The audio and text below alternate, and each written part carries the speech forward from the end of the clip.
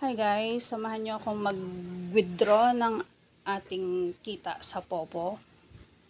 Ayan, meron akong 311,000. Total of $31.18. Hindi ko alam kung ilang weeks ko to kinita. Pero since bihira ako mag-RC, hindi siya ganun kabilis, pero okay lang. Masipag ka lang mag-task at masipag ka lang din magpuyat sa fireworks. Ayan. So, ngayon naisipan ko na siya i-withdraw since meron din akong pagkakagamitan. Ayan, ilagay lang yung pangalan ng account and then yung number mo. If sa GCash mo siya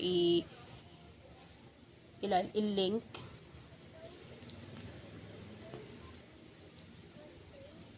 Kung meron kayong internet guys at wala naman kayong masyadong ginagawa sa bahay, nakakalibang din at the same time kumikita ka kahit pa konti-konti. Ang Popo naman ay hindi lang puro sugal. Depende sa'yo kung magsusugal ka o hindi. Since ako hindi ako mahilig magsugal, kaya bihira din ako mag-RC. Nag-RC ako para sa VIP pero nababawi ko naman dahil masipag ako mag-fireworks and then may income akong, meron akong rewards na 3-5 daily. So nakakapag ano ako ng coins pag nakakapag-trade ako everyday halos. Ayan. Mabilis lang siya guys pag nasubmit mo na yung request mo. Siguro mga 1 to 2 minutes andyan na, papasok na siya sa GCash mo. Hindi ko sure kung ilang beses na ako nakasahod, pero ngayon yung pinakamalaki kasi hindi ko siya agad kinuha. Sinadya ko talaga siya ipunin. Mga nakaraan, $10 pa lang or $20, niwi-withdraw ko na. Ngayon nakaabot ako ng $30+.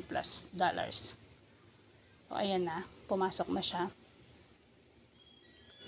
Ayan, yung $31 ko, naging 28 na lang siya kasi may charge siya sa Popo, tsaka sa sa GCash.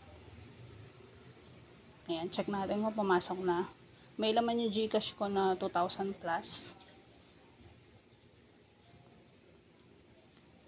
Ayan na ang ating GCash. Mabilis lang siya. Pwede mo siyang i-ano sa coins, pero ako mas gusto kong ilagay ko sa GCash ko kaysa sa coins kasi pag kinonvert ko siya sa coins, feeling ko mauubos ko lang siya ng hindi ko na pakikinabangan. Ayan, pumasok na siya.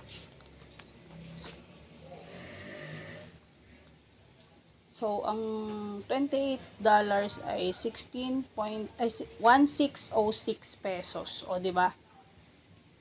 Hindi mo mapupulot yung 16 na yan. Magtiyaga ka lang, magsipag ka lang. Oh, thank you for watching.